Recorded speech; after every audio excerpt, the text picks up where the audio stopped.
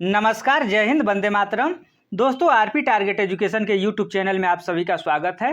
आज हम लोग देखेंगे वीर बहादुर सिंह पूर्वांचल विश्वविद्यालय जौनपुर, MSDSU आजमगढ़ या अन्य यूनिवर्सिटी से आप बीएड कर रहे हैं और आपका फर्स्ट ईयर है या सेकेंड सेमेस्टर है।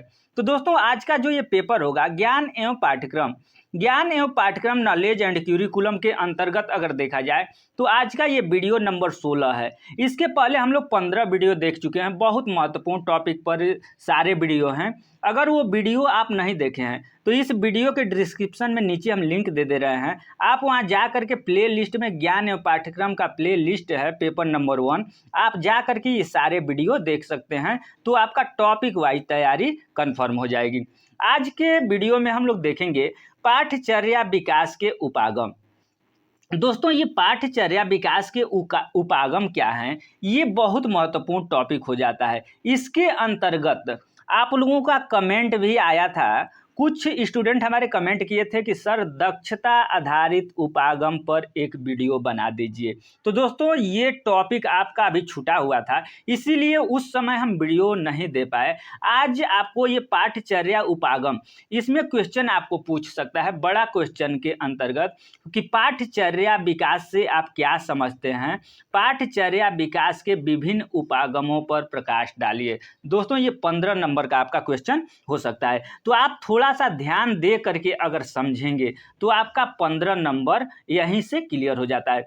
15 नंबर अगर क्लियर नहीं होता है तो इसमें से एक उपागम के अंतर्गत, जैसे दक्षता आधारित उपागम है पहला, पर्यावरणविद या पर्यावरणीय उपागम है आपका, व्यवहारवादी उपागम है, बाल केंद्रित शिक्षा उपागम है, संरचनावादी उपागम है और संज्ञानवादी उपागम है। दोस्तों, ये 6 उपागम में से आपको एक या दो, एक तो मिलेगा ही मिलेगा, कंफर्म, एकदम बिल्कुल मोस्ट इंपॉर्टेंट आज एकदम बिल्कुल लिख लीजिए कि इसमें से एक क्वेश्चन आपको मिलेगा ही मिलेगा। तो आप समझ सकते हैं कि ये वीडियो कितना महत्वपूर्ण होने वाला है। आइए आज के इस वीडियो में हम लोग देखेंगे सबसे पहले पाठचर्या विकास के विभिन्न उपागम। तो पाठचर्या विकास के विभिन्न उपागम के अंतर्गत अगर देखा जाए तो पाठचर्या का विकास करते समय या पाठचर्या प्रारूप को बनाते समय यह ध्यान में रखा जाता है कि इसके द्वारा छात्र का सर्वांगीण विकास हो। अतः पाठचर्या में सभी विषय सम्मिलित हों जिनकी अधिगम में छात्र में संज्ञानात्मक, संरचनात्मक एवं व्यवहारिक कौशल का विकास हो सके।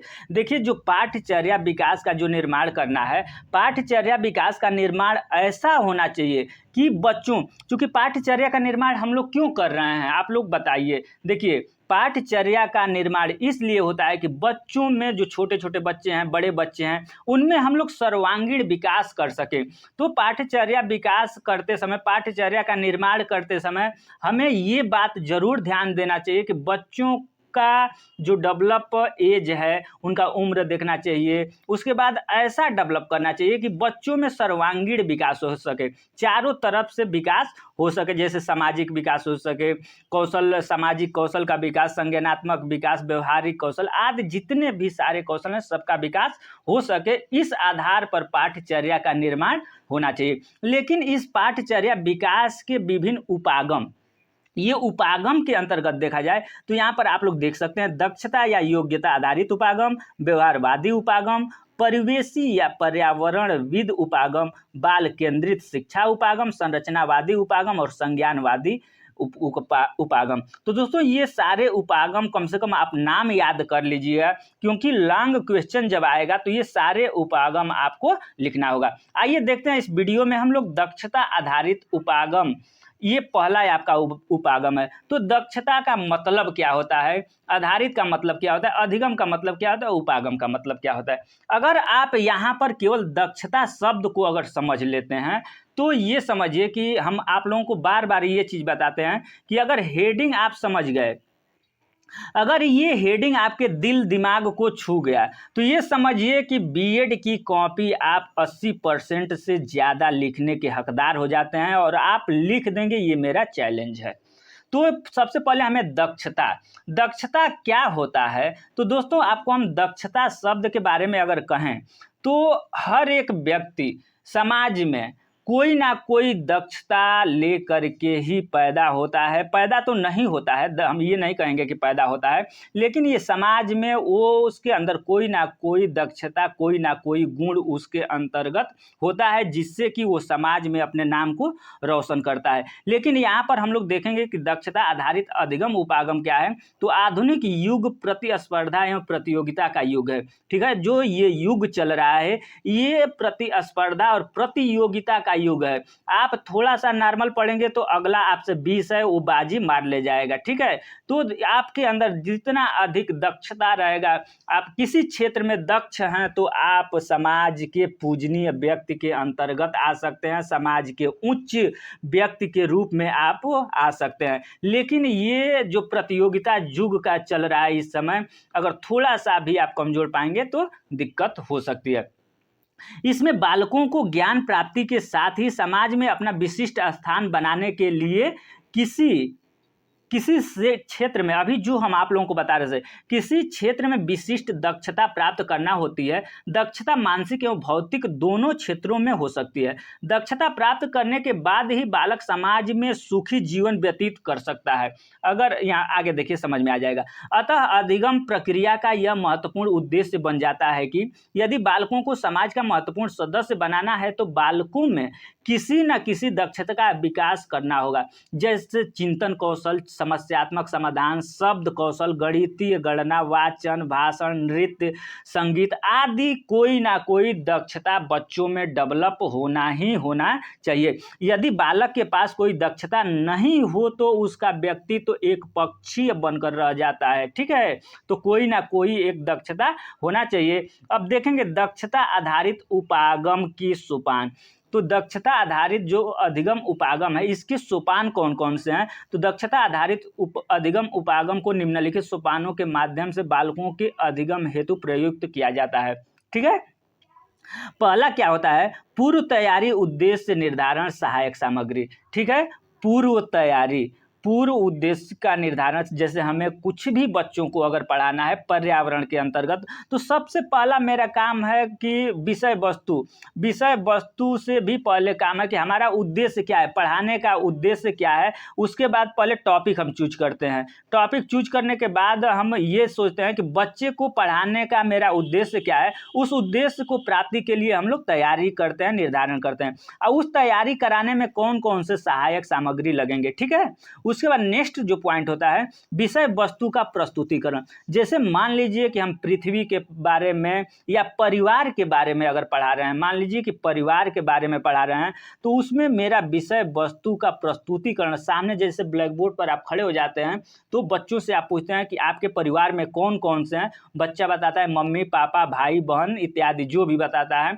उसके बाद आप जो उनके सामने प्रस्तुति करते हैं परिवार के बारे में कि परिवार एकल होता है, परिवार संयुक्त होता है आदि, जो भी आप प्रस्तुति करते हैं बच्चों को जो भी बताते हैं, ये विषय वस्तु प्रस्तुतिकरण के अंतर्गत आता है।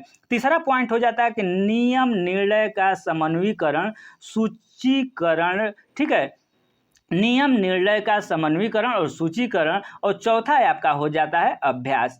ठीक है, अब हम लोग देखेंगे पांचवा और छठा पॉइंट के अंतर्गत देखेंगे तो अभ्यास कार्य के मध्य की गई त्रुटियों का शुद्धिकरण। बच्चों से अगर अभ्यास कार्य दे रहे हैं, उनके मध्य अगर कोई त्रुटि होती है तो उसको शुद्ध किया जाता है और उसके बाद प्रयोग किया जाता है। ठीक है, अब देखेंगे बालकों में दक्षता विकास में सावधानियां। अगर बालकों में दक्षता विकास होता है तो उसमें क्या क्या सावधानियां बरतनी होती है। इसको बालकों में दक्षता विकास में निम्नलिखित तथ्यों को ध्यान में रखना चाहिए। ठीक है, बालकों में दक्षता विकास में निम्नलिखित तथ्यों को ध्यान में रखना चाहिए। ये कौन कौन से तथ्य हैं आप यहाँ देख सकते हैं। तो दोस्तों यहाँ पर देखेंगे दक्षता का कार्य क्षेत्र बालकों के स्तरानुकूल होना चाहिए। जैसे बालक को आप दक्ष बना रहे हैं किसी क्षेत्र, कंप्यूटर के क्षेत्र में ही अगर उसको दक्ष बना रहे हैं, उसको मास्टर बना रहे हैं, तो क्या होना चाहिए कि कार्य क्षेत्र बालकों के स्तरानुसार। मान लीजिए कि अगर 10 साल का बच्चा है और उसको आप BCA MCA के लेवल का क्लास अगर देने लगें, उस तरीके से पढ़ाने लगें, तो बच्चों में जो दक्षता विकास है वो सही तरीके से नहीं हो पाएगा और बालक हार मान करके बैठ जाएगा और उसमें कुछ भी विकास नहीं हो पाएगा। तो जो दक्षता का कार्य क्षेत्र होता है वो बालकों के स्तरानुकूल होना चाहिए। तो दोस्तों यहाँ पर एक चीज़ आपसे रिक्वेस्ट करेंगे, एक बात हम आपसे कहना चाहते हैं कि जब आपके लिए मैं इतना मेहनत कर सकता हूँ, रातों दिन जग करके आप लोगों के लिए पीडीएफ बनाना, वीडियो बनाना, उसके बाद आप लोगों के हर एक कमेंट का जवाब देना, इस चैनल के माध्यम से मैं करता हूं। तो दोस्तों आपका छोटा सा एक ठो फर्ज तो बनता ही है कि कम से कम मेरे वीडियो को आप ज़्यादा से ज़्यादा शेयर कर दिया करें, लाइक कर दिया करें, कमेंट सेशन में कमेंट करें कि सर हमने अगर गलत, आपको अगर ये पढ़ाने का तरीका गलत लग रहा है तो आप गलत ही कमेंट करें, जिससे कि हम सुधार करेंगे अपने अंदर। ठीक है, सही लगता हो सही कमेंट करें, गलत लगता हो गलत ही कमेंट करें। ये मैं नहीं कहूँगा कि आप सही ही कमेंट करें। और वीडियो पर नए हैं दोस्तों, वीडियो पर नए हैं, इस चैनल पर आप नए हैं तो कम से कम चैनल को सब्सक्राइब करके बेल आइकन को दबा लें। नेक्स्ट पॉइंट हो जाता है बालकों में दक्षता विकास के सावधानियां, हमें क्या क्या बालकों की दक्षता में सावधानियां बरतनी है। तो पहला हम लोग क्या देखें कि बच्चों के लेवल के अनुसार हमें क्या करना चाहिए, जो कार्य क्षेत्र है बालकों के स्तरानुसार होना चाहिए। दूसरा पॉइंट है अभ्यास कार्य के समय बालकों की थकान का विशेष ध्यान देना चाहिए। जैसे मान लीजिए कि आपके सामने किस आधार के कैसे किस लेवल के बच्चे बैठे हैं, मान लीजिए कि अगर थक जाएंगे तो बच्चे क्या बुजुर्ग बड़े लोग भी थक जाएंगे और उनको आप बार बार पढ़ाइएगा तो उनके नॉलेज में कुछ नहीं घुसेगा और आपका पढ़ाना या आपका बनाना ये व्यर्थ चला जाएगा।